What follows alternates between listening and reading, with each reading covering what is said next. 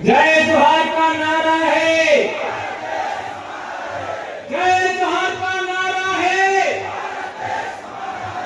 दो हाथ ऊंचा करके जय जोहार का नारा है, जय जोहार का नारा है, जय जोहार का नारा है। यह नारा 2015 में मैंने गढ़ा था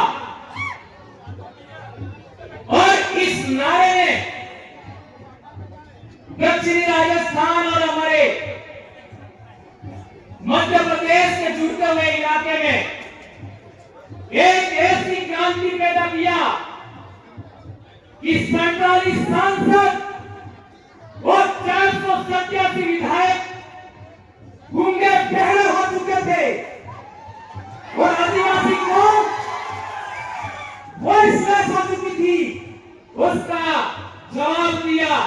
और आज की तारीख में 5 विधायक और 1 सांसद इस नारे की बदौलत विधानसभा और लोकसभा में गए। आज मैं बहुत खुश हूं, आज मैं बहुत खुश हूं, क्योंकि क्या लाजवाब डॉक्टर वसावत सर ने बोला। आपका राजविद्या में 5-6 साल पहले मुझे 2 बातों पर बोलने से रोका गया था कि राजनीति पर नहीं बोलना है और धर्म पर नहीं बोलना है, और मैंने वही 2 बातों पर बोला था। आज वसावत सर ने जो बोला, मेरा सीना गर्व से चौड़ा हो गया। मुझे लगा कि भगवान परमार सही था, यह साबित हो गया। और मेरे भाई खराड़ी साहब ने क्या बोला जबरदस्त, मेरे बोलने का रहा ही नहीं। खराड़ी साहब ने जबरदस्त बातें की आज, जो मैं बोलना चाहता था घर से सोच के आया, वो बात खराड़ी साहब ने रखा। और आज मैं कहना चाहता हूं कि मध्य प्रदेश में मैं बहुत बोल चुका हूं, मध्य प्रदेश का भी समय मुझे आज दिया जाए, आने वाले साल मुझे नहीं बोलना। दोस्तों, बाबू दादा ने बहुत बड़ी बात बताई कि शोषण की परिभाषा क्या हो, अत्याचार की परिभाषा क्या हो। दोस्तों, हम लोगों को वनवासी कहा जा रहा है, यह भी अत्याचार है। हमारे समाज को धर्म में बांटा गया, यह भी अत्याचार है। हमारे समाज को पार्टियों में बांटा गया, यह भी अत्याचार है। लोहड़ी प्रसाद की बात करें, हमारे इलाके में आज की तारीख में एक महिला का कम उम्र में पति मर जाता है तो क्या किया जाता है? जब बच्चे छोटे छोटे होते हैं तो वो महिला मात्र 12 दिन वो महिला ऐसे विधवा होती है। ये रूढ़ी पता है बहुत बड़ी। 12 दिन के बाद उसको पसेड़ी उड़ाई जाती है और वह पुनः सुहागन हो जाती है। ये कितना बड़ा समाज व्यवस्था है। एक महिला के मान सम्मान इज्जत के लिए यह कितनी बड़ी रूढ़ी प्रथा है, उसको भी हमें आगे बढ़ाना होगा दोस्तों। और एक बड़ी बात बताई थी नौरदादा ने कि हम हिंदू भी नहीं है, मुस्लिम नहीं है, ईसाई नहीं है। हमारे लोग कहते हैं कि हम हिंदू नहीं है, लेकिन हिंदू क्यों नहीं है कभी नहीं बताते, कभी नहीं बताते। और इसे बताने की बात आए तो वो मात्र ये कहते हैं कि हिंदू विवाह अधिनियम हमारे ऊपर लागू नहीं होता। आज रतलाम में देखिए, जामपुर अलीराजपुर दाहोद में देखिए, हमारे समाज का जब विवाह होता है तो एक कपड़े का अड़ूड़ा माड़वे में रखते हैं, उसके ऊपर एक लोटे में महुआ रखते हैं। मान्यवर चौधरी साहब कह रहे थे महुआ का एक लोटे में रखते हैं और उसके ऊपर दूसरा लोटा पानी भर के रखते हैं। क्या ये बात सही है? और उसके चारों तरफ फेरा लेने से पहले आरती की थाली से तिलक लगा जाता है धरती माता को। ये कितनी बड़ी रूढ़ी पता है? अग्नि पूजा नहीं होता और इसके बाद इस कड़े के चारों तरफ फेरा लगवाया जाता है। यह प्रथा किस विवाह पद्धति में बताइए? क्या यह प्रथा ब्राह्मण प्रथा में है क्या? नहीं है। क्या ईसाई प्रथा में है क्या? नहीं है। क्या इस्लाम प्रथा में है क्या? नहीं है। तो हम लोग हिंदू भी नहीं है, हम लोग ईसाई भी नहीं है, हम लोग मुस्लिम भी नहीं है। ये बात प्रमाणित होता है। और हिंदू तो कोई धर्म भी नहीं, ब्राह्मण धर्म को हिंदू धर्म कहते हैं। ये बात समझना है तो हम लोगों को जबलपुर हाई कोर्ट का जजमेंट पढ़ना होगा। एक धर्म क्या होता है उसके लिए चार बड़ी बातें हैं। एक, जो वर्ण व्यवस्था है वो धर्म है, और दूसरा प्रायश्चित होता है वो धर्म है, और तीसरा बात है कि हमारा जो क्या कहते हैं आपका पूजा पद्धति का आधार है वो धर्म है। तो हमारे समाज की व्यवस्था के अंदर वर्ण व्यवस्था नहीं होता। ये सुप्रीम कोर्ट ने बोला है, आपका जबलपुर हाई कोर्ट ने बोला। जो लोग आपका वेद से संचालित नहीं होते, जो रामायण महाभारत से संचालित नहीं होते, जो पुराण से संचालित नहीं होते, जो वर्ण व्यवस्था से संचालित नहीं होते, वे लोग अपनी रूढ़ी प्रथा से, अपने कस्टम से संचालित होते हैं। वो आदिवासी है, वो किसी भी धर्म में नहीं आते। ये जजमेंट में कहा गया है। आज तक हम लोगों को किसी ने नहीं बताया। और एक बड़ी बात, नंदा ताई, आज इनका सम्मान हुआ। नंदा ताई के जजमेंट में कहा गया है अबोरिजिन्स और शेड्यूल ट्राइब, यानी शेड्यूल ट्राइब का मतलब हुआ अबोरिजिन, अबोरिजिन और शेड्यूल ट्राइब, और ब्रैकेट में आदिवासी लिखा है। तो जो लोग हमको वनवासी कहते हैं वो लोग कंटेम्प्ट ऑफ कोर्ट कर रहे हैं। हमें केस किया जाना चाहिए। कौन माइकल लाल इससे लेकर जा रहा है हमको? एक कंटेम्प्ट ऑफ कोर्ट का आपका केस किया जाना चाहिए। तो मैं मानूंगा कि नंदाबाई के साथ आपका न्याय हुआ। एक और बड़ी बात, हमारे बहुत सारे बड़े वक्ताओं ने बात रखा। एक बात आई थी भील प्रदेश, तो कई लोग मेरा विरोध करते थे। 2015 में मैंने एक आपका व्हाट्सएप पर ग्रुप बना दिया भील प्रदेश, और वो भी रेवा काठा डायरेक्टरी। मैं पैदाइशी मानकर आंदोलन की देन हूं।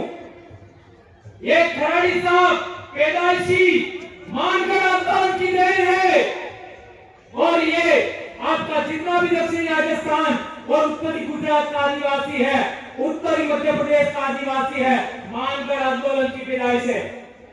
उस मानकर आंदोलन का सबसे बड़ा उद्देश्य था भील राज कायम करना, और ये बात गोविंद गुरु के इतिहास में लिखी हुई थी। उसी को आधार मान करके मैंने भील प्रदेश व्हाट्सएप ग्रुप बनाया। बहुत लड़ाई हुआ, लेकिन लड़ते लड़ते हम लोगों ने आज पूरे इलाके के अंदर ये बात फैलाने में कामयाब हुए। आज मेरे छोटे भाई चेतन वसावा ने बोला, आपने कितना इस्तेमाल किया। मेरे छोटे भाई जय कृष्ण पटेल ने बोला, कितना बड़ा आपने इस्तेमाल किया। और हमारे डामोर सर ने भी बात किया, आप लोगों ने इनको सर आंखों पे रखा। ये बात हम लोगों को आगे बढ़ाना है। लेकिन मेरा भील प्रदेश क्या है? मेरा भील प्रदेश एक राज्य से भी बड़ा है। मेरा भील प्रदेश का मतलब है जहां जहां भील राजा हुआ करते थे वो सारी जमीन भील आदिवासियों की है। ये आदिवासियों के चार जंगल जमीन की लड़ाई है। ये है भील प्रदेश मेरे लिए। भील प्रदेश का मतलब जहां जहां हमारा बाप दादा राजा महाराजा थे वो सारी जमीन हमारी है, चाहे वो आज की तारीख में कोई भी बैठा है। और एक बड़ी बात, हमारे लोग जो संसद में और विधानसभा में गए हैं, वे लोग जब हमारे समाज की एट्रोसिटी होती है, हमारे समाज का मर्डर हो जाता है, हमारे समाज के गांव उजाड़ दिए जाते हैं, हमारे समाज का पेशाब कर दिया जाता है मुंह पर, तब भी मुंह नहीं खोलते। उसका कारण क्या? ये बात मात्र बच्चन थी वो सर की स्पीच में, तो हमें जनप्रतिनिधि सिलेक्शन प्रणाली लागू करना होगा। जनप्रतिनिधि सिलेक्शन प्रणाली का मतलब क्या है? एक विधानसभा के अंदर करीब 500 लोग वोट करेंगे, जो जीतेगा वो चुनाव लड़ेगा, बात खत्म।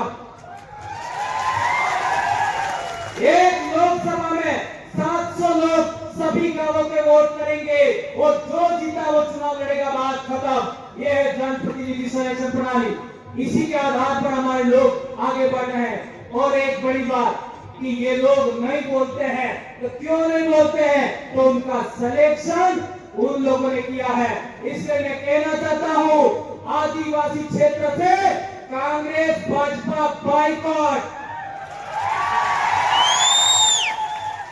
आदिवासियों की महाराष्ट्र में दूसरी पार्टी बनानी है, बनाओ। मध्य प्रदेश में बनानी है, बनाओ। गुजरात में बनानी है, बनाओ। जितनी बनानी है बना लो, लेकिन आपका कोऑर्डिनेशन करना, अलायंस करना, लेकिन कांग्रेस भाजपा बाइकॉट, खत्म, टाटा बाय बाय। इसी तरीके से आदिवासी एकता कायम करना चाहते हो, रूढ़ी प्रथा बचाना चाहते हो, संस्कृति बचाना चाहते हो, तो तीनों धर्मों को भी बाइकॉट करना होगा। प्रकृति धर्म, आदिवासी धर्म, जो कहना तो इंडिजिनस धर्म, ट्राइबल रिलीजन 1931 में था, पुनः लागू करो, जो करना है करो, जो राजनीति करो, लेकिन इनको आउट करना होगा। वो ज्यादा नहीं तो इस दिमाग से तो आउट करो।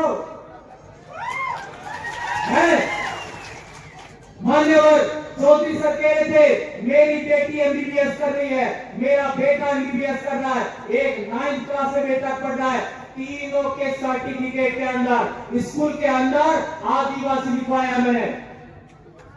और मैंने नंदाबाई का एक रेफरेंस दिखा, वो कोर्ट में का जजमेंट लेके गया, ये आदिवासी लिखा है। और यदि आप नहीं लिखते हो, इस पर साइन करो, मैं आपके ऊपर कोर्ट ऑफ कंटेम्प्ट का केस ठोकूंगा। तो कैसे दिया गया? और ये बात हो गया। एक अंतिम बात, हाँ, हमारे समाज के अंदर किसी का विवाह हो जाता है और किसी कारणवश आदमी महिला को दान से तो मिळाले, अनाज क्षेत्र मर्यादा सम्मान, महिला के साथ सम्मान नहीं करे और पोटली पहनकर के रोज बदमाशी करे, मारे पीटे, तो हमारे महिला को छेड़ा छूट लेने का हक था। Am I right? और छेड़ा छूट का मतलब तारे मारे मामलों खत्म। तभी बीसी मणि सके तो मना मर है कार्य कोई। ये बहुत बड़ी बात है दोस्तों। ये हमारी विवाह पद्धति, हमारी पूजा पद्धति, हमारी रूढ़ी प्रथा, कस्टमरी लोग के लिए बहुत बड़ी बात है। एक और बात, जो टाइगर प्रोजेक्ट के नाम पर हमारी जमीन छीनी गई, अभी पारकर को लेकर के जो हुआ, पिछली बार कालूराम दादा ने बोला था और अभी एक भाई ने भी, हमारे साथी ने बोला, पालकर में क्या क्या हुआ, स्टैच्यू ऑफ यूनिटी का क्या क्या हुआ, आपका केवड़िया में आपका क्या क्या हुआ, हसदेव में क्या क्या हुआ, मणिपुर में क्या हुआ। हमारे लोगों को गुमान था हमारी राज्यपाल आदिवासी है, हमारे लोगों को गुमान था हमारी राष्ट्रपति आदिवासी है। क्या किया? सिफार। इसलिए मेरा विश्वास उठ गया है और मैं लंबे समय से कह रहा हूं, सरकार तेरी नौकरी लेना तो ले ले, मैं कभी चुनाव नहीं लड़ूंगा, लेकिन तुम्हारा बंदोबस्त करके छोड़ूंगा, नहीं छोड़ूंगा। और आदरणीय वसंत को भी चुनाव नहीं लड़ूंगा, लेकिन नेता पैदा करके छोड़ूंगा। मैं मेरे बाप की औलाद हूं, मैं मेरी मां की औलाद हूं और बाप की अकेली औलाद हूं मैं। और 2011 से इस बीमारी से पीड़ित हूं, फिर भी नहीं डरा मैं। कितना क्या क्या हुआ मेरे साथ, खरड़ साहब को पूछ सकते हैं आप लोग। एपीओ किया, निलंबित किया, क्या कर लोगे? लाखों बौरला प्रमाण पैदा हो गए। धन्यवाद दोस्तों, आप लोगों ने मुझे इतना बेरहमी से सुना और संचालक भाइयों ने, मेरी बहनों ने, मेरे भाइयों ने और इतना मुझे समय दिया। आपका दिल से जोहार करता हूं। और आज की मेरी स्पीच मेरे आइडल वारू सोनवड़े और कालूराम ढोले को समर्पित है। जय जोहार, जय आदिवासी, जय प्रदेश, जय भारत। आप आदि सुन रहे, आप राज, आपकी जय। धन्यवाद दादा।